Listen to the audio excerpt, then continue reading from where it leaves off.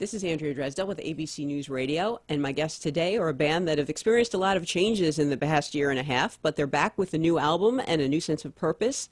It's the Barenaked Ladies. Welcome, Tyler and Ed. Thank you for having us. So this album is kind of like, I guess you could call it a rebirth of your band. I mean, you've got so many changes and transitions, a new lineup, a new record label, and a new process, a new creative process. So are you excited by all this, or is it a little daunting to kind of go out and have this new project to promote underneath this new paradigm? You know, it was daunting a year ago when we went through all the changes and decided to forge out as a four-piece. But now we're in that next chapter, so it's only exciting. We went in and made a record that we're really proud of, and there's a great new energy to the whole thing. So nuclear energy. Yes. Well, you guys also formed sort of a new record label to release this called Raisin Records. Mm-hmm. Does that give you like ultimate creative control, a kind of control you never had before? Well, we've been indie for the last 6 or 7 years, actually. So, you know, we've always had good relationships. Even when we were on a major label, we had a lot of creative control. We were never really A&R'd. No. They let us do what we wanted to do, which is always nice. Sometimes we were actually looking for it. Like, what do you guys need anything? Do you want anything? You know, we're in here making a record, you know. But we've always had a great kind of creative autonomy. And now with the four-piece and the new direction we're heading in, it seems more than ever we have latitude to do whatever the heck we want, especially amongst each other. So that's great. Well, right. I mean, now you have everybody sings. You got multi-instrumentalists, people write, and there's more room for other writers. Now I understand. Was that a frustration? Was it like a George Harrison level of frustration where there wasn't enough room for everybody's songs on a record? No, I don't think it was about frustration in that way. It's just when we made this change, there was all that extra space, you know. But Steve's a great writer, and he and I wrote a lot of great things together. It was just, you know, change is good, and change is even better in a creative space. And it was, that relationship had come to an end. But the new way that we do things is kind of always evolving. We're still building on the 20 years that all of us had together. This is just kind of a new chapter, but it's still part of the same book for us, you know, so the transition was pretty easy.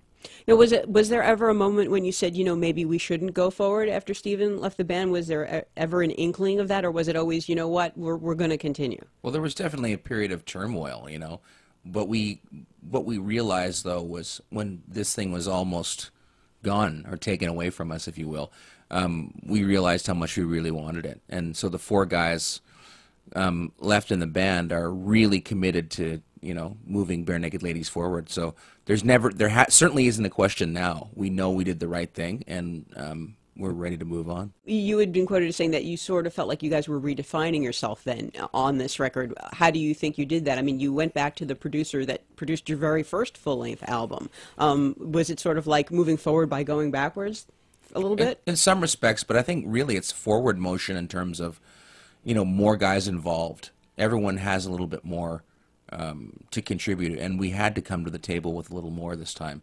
Also, I think just the willingness after 20 years of doing things in a certain pattern, the willingness to change. Well, I mean, one of the things that's different is, you know, say raw and more emotional.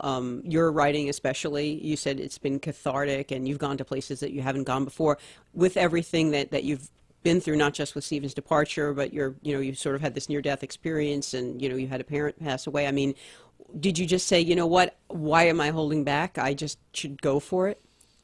Absolutely. I mean, it was allowing this thing that I do to help me through a difficult period. You know, I had it pretty good for a long time and wrote a lot of songs about hypothetical situations and you know, treated it like a craft and really explored songwriting. And then I found myself sitting there with a guitar with a whole lot of stuff to work through emotionally, and it was very therapeutic and cathartic to be able to express what I had to process in my head through song. People who know what's been happening with the band are probably going to want to read all kinds of things into the songs. Ooh, was this inspired by this? Was that inspired by this? And I know that when I first heard You Run Away, I was like, I wonder what of the many experiences, inspired this song. So can you talk about what did inspire that song? People have been reading a lot into You Run Away in particular, but honestly, that song could be about anyone I'd been in a band with for 20 years. The beauty of good... You want to keep it really vague. Yeah, well, the beauty of great songwriting is that it's a universal thing. So if it comes from an emotional place, whatever the experience was, everyone's going to be able to relate on an emotional level to the song. I certainly drew emotion from my relationship with Steve, but it's about relationships. Which one exactly? Which emotion did you draw? It's about relationships, you know.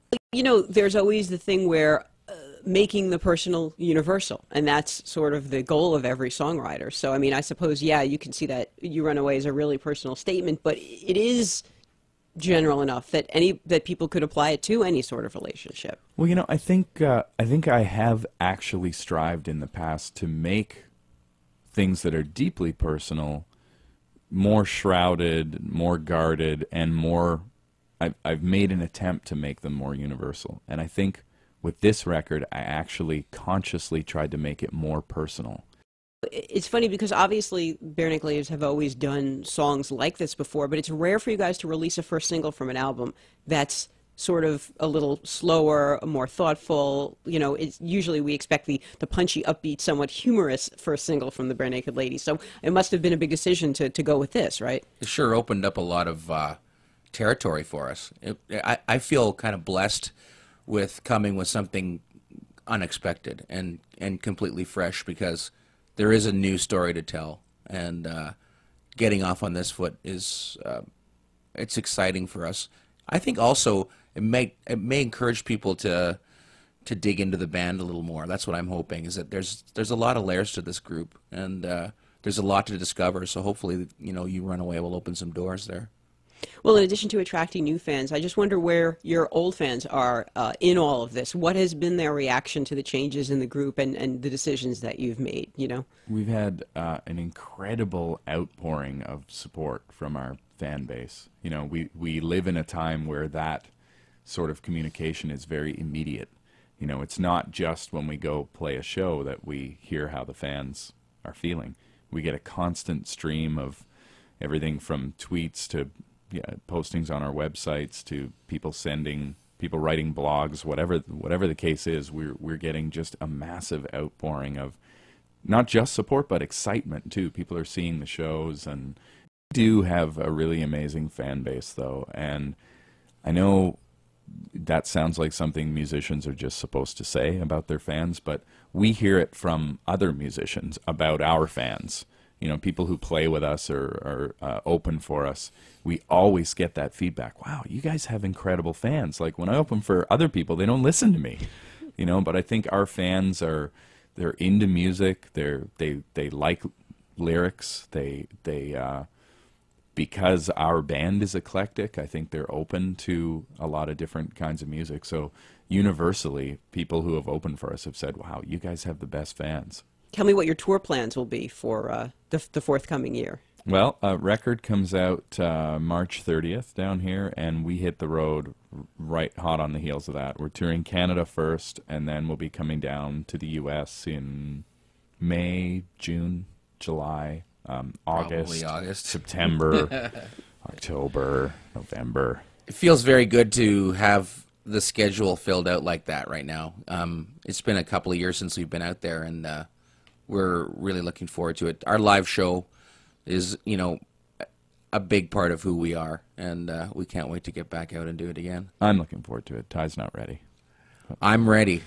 All right, well, the album is called All in Good Time, and best of luck with that, and we hope to see you on the road in 2010 and far beyond. Thank you, Andrea. Thanks very much for coming, and for ABC News Radio and abcnewsradio.com, I'm Andrea Dresdale.